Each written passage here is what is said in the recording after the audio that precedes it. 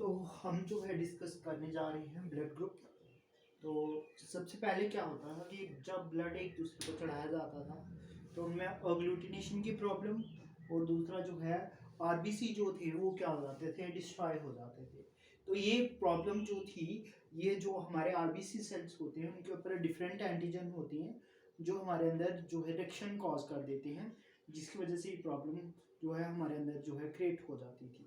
तो इस वजह से जो है हम जो है सही वाला जो ब्लड ग्रुप वाला ही जो है डोनर का जो ब्लड ग्रुप अगर ए होगा तो ए वाले को हम जो है ए वाला ब्लड ग्रुप ही हमें चाहिए जो हम डोनर से किसी दूसरे इंसान को चढ़ा सकते हैं। नहीं तो इसके अलावा क्या होता है कि रिएक्शन जो है वो हो जाती है जिसमें आरबीसी जो है डिस्ट्रॉय हो जाती है। तो जब हम बात कर रहे हैं ब्लड ग्रुप की तो इसको डिस्कवर करने वाले जो साइंटिस्ट थे उनका नाम था कार्ल लैंडस्टेनर। इन्होंने इसको डिस्कवर किया था क्या 1900 में जो था इन्होंने इसको डिस्कवर किया था। तो इन्होंने ही जो था एबीओ ब्लड ग्रुपिंग का जो कॉन्सेप्ट जो था वो दिया था। तो कार्ल लैंडस्टेनर जो थे इन्होंने बताया कि जो हमारा ब्लड ग्रुप होता है वो कितने तरह का होता है, एबीओ ग्रुपिंग जो है होती है। तो एक हमारा होता है ब्लड ग्रुप ए, एक होता है हमारा बी और एक होता है ए बी और एक ओ। अब जो एंटीजन की बात करें तो ए ब्लड ग्रुप के ऊपर ए एंटीजन होता है, बी ब्लड ग्रुप के ऊपर बी ब्लड ग्रुप के ऊपर बी एंटीजन होता है और ए बी ब्लड ग्रुप के ऊपर ए और बी जो है एंटीजन जो है होती है। और जो ओ ब्लड ग्रुप है इसके ऊपर कोई एंटीजन जो है नहीं होता है। तो जो ए ब्लड ग्रुप है इसके ऊपर जो है एंटीबॉडी जो है वो ए वाले पे जो है एंटीबॉडी बी होता है और बी वाले पे एंटीबॉडी ए होता है। वही हम बात करें जो हमारा ए बी जो ब्लड ग्रुप है इसके ऊपर जो एंटीजन की जब हम बात कर रहे हैं तो इसके ऊपर जो है कोई जो एंटीबॉडीज जो है वो नहीं होगा। तो जो हमारा जो ओ ब्लड ग्रुप है इसके ऊपर जो एंटीबॉडीज जो हैं ए बी दोनों तरह के हैं। तो ये था एंटीजन ए के ऊपर एंटीजन ए, बी के ऊपर एंटीजन बी, ए बी के ऊपर ए बी एंटीजन और ओ के ऊपर कोई एंटीजन नहीं है। ए जो है इसके ऊपर एंटीबॉडी बी आ गया और बी वाले पे ए आ गया, ए बी पे जो है कोई नहीं होता है और ओ ब्लड ग्रुप पे जो ए बी है ये हमें देखने को मिलेंगे। अब जब हम बात कर रहे हैं जो जो इनके अलील्स हैं तो वो किस तरीके से होंगे, इसको हम डिनोट करते हैं। ए ब्लड ग्रुप है या तो हम इसको इस तरीके से लिखते हैं या फिर हम इसको इस तरीके से जो है अलील की फॉर्म में जो है लिखेंगे। फिर जो है हमारा आ गया बी वाला तो इसको हम लिखते हैं अलील की फॉर्म में आई बी आई ज़ीरो या हम इसको लिखते हैं आई बी बी। अब हमारा आता है कौन सा, ए बी वाला तो इसको हम लिखते हैं और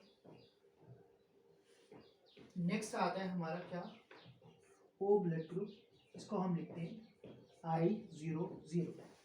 तो ये जो है चार तरह के ब्लड ग्रुप जो हैं इंडिविजुअल के अंदर पाए जाते हैं।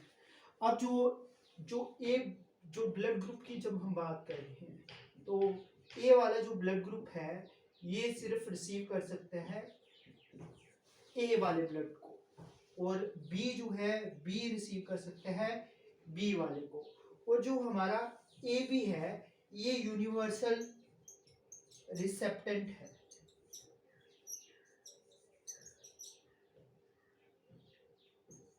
यूनिवर्सल रिसेप्टेंट आ गया ए बी वाला और ओ जो है इसको हम बोलते हैं यूनिवर्सल डोनर।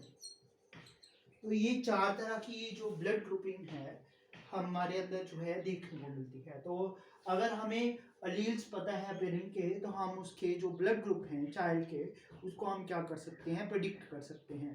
तो ब्लड ग्रुपिंग जो है इसका कंसेप्ट मैं आपको नेक्स्ट जो है वो समझाऊंगा कि किस तरीके से होता है।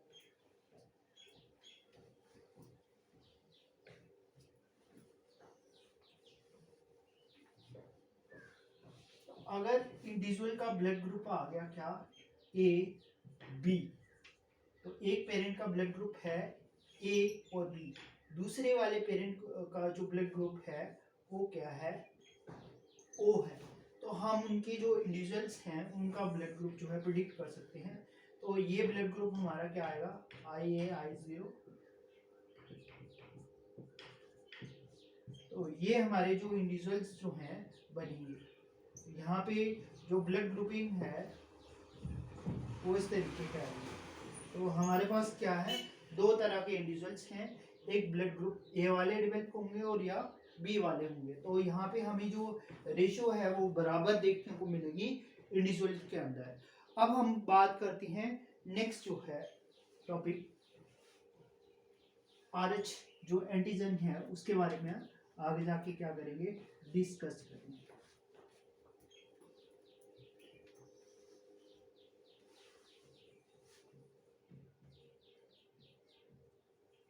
तो ये जो RH जो एंटीजन है ये हमें रेसिस मंकी के अंदर जो है देखने को मिला था, जो कि सेल सरफेस जो होते हैं हमारे ब्लड सेल्स के, उनके ऊपर ये क्या है होता है।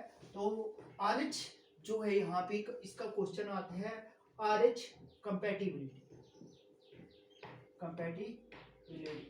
तो RH इनकम्पैटिबिलिटी क्या है। अब सोचिए कि जो मदर है उसका जो ब्लड ग्रुप है RH क्या आ गया, नेगेटिव, और जो उसके अंदर जो फीटस है उसका ब्लड ग्रुप क्या है, पॉजिटिव। तो इसमें क्या होते हैं, जब जो है पाचुरेशन जो होगी मींस चाइल्ड बर्थ जब होगा, तो पाचुरेशन में क्या हो रहा है, जो मदर का ब्लड है और जो फीटस का जो ब्लड है वो आपस में क्या करेगा, कंबाइन कर जाएगा। अब इसकी वजह से क्या होता है, जो मदर बॉडीज है, जो मदर की बॉडी है उसके अंदर क्या हो जाता है, जो ये जो पॉजिटिव जो ब्लड है जब ये इसके साथ मिक्स होगा फिटस का, तो क्या करता है उसके शरीर के अंदर जो है एंटीबॉडीज जो हैं जनरेट हो जाती है।